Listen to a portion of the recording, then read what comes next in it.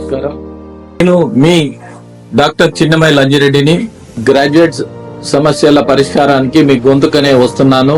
మీ మద్దతు నాకు అందించి నా అభ్యర్థిత్వాన్ని బలపరిచి మొదటి ప్రాధాన్యత ఓటు వేసి గెలిపించాలని ప్రార్థిస్తున్నాను. భారత్ మాతాకి జై.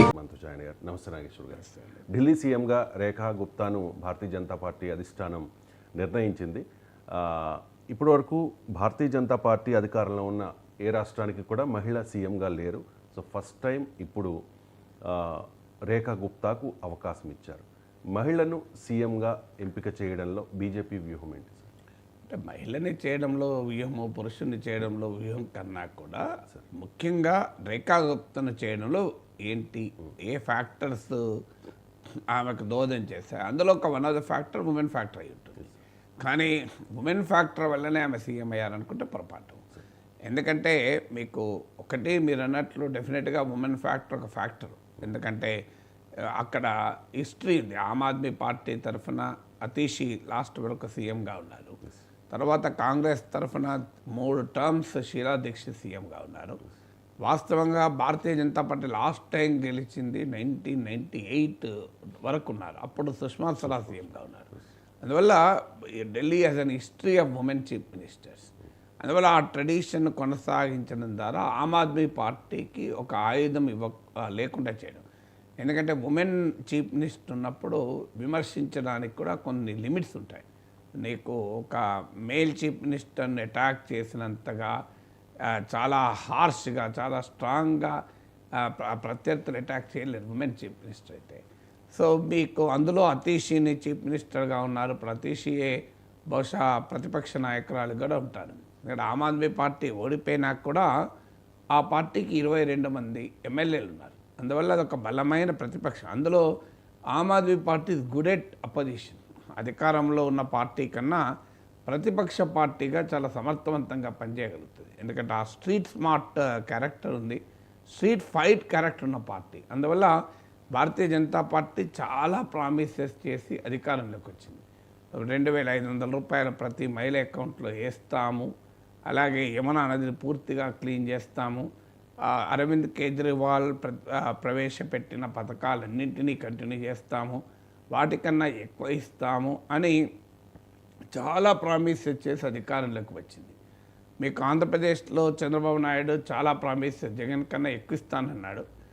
కానీ వైసీపీ క్షేత్రస్థాయిలో తెలుగుదేశాన్ని నిలదీయలేకపోతుంది. ప్రజల్లో అక్కడక్కడ అసంతృప్తి మొదలైనా కూడా దాన్ని క్యాపిటలైజ్ చేసుకునే పరిస్థితిలో, ఒక మానసిక పరిస్థితిలో ఒక డిమారలైజ్ అయి ఉంది అపోజిషన్ వైసీపీ. కానీ మీకు ఢిల్లీలో అలా ఉండదు. డే 1 నుంచి ఓడిపోయిన మరుక్షణం నుంచి ఆమ్ ఆద్మీ పార్టీ చాలా కంబాటివ్ మోడ్లో ఉంది. ఎందుకంటే ఆమ్ ఆద్మీ పార్టీకి ఉన్న స్వభావం అది.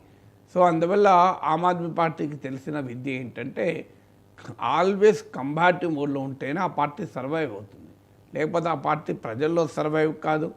బీజేపీ ఆ పార్టీని తినేస్తుంది. ఇప్పుడు ఆల్రెడీ మున్సిపల్ కార్పొరేషన్ ఆఫ్ ఢిల్లీలో ఆమ్ ఆద్మీ పార్టీ కార్పొరేటర్లు బీజేపీ లాగేస్తుంది. ఆ మేయర్ ప్లేస్లో బీజేపీ మేయర్ వచ్చేటువంటి పరిస్థితి వచ్చేస్తుంది.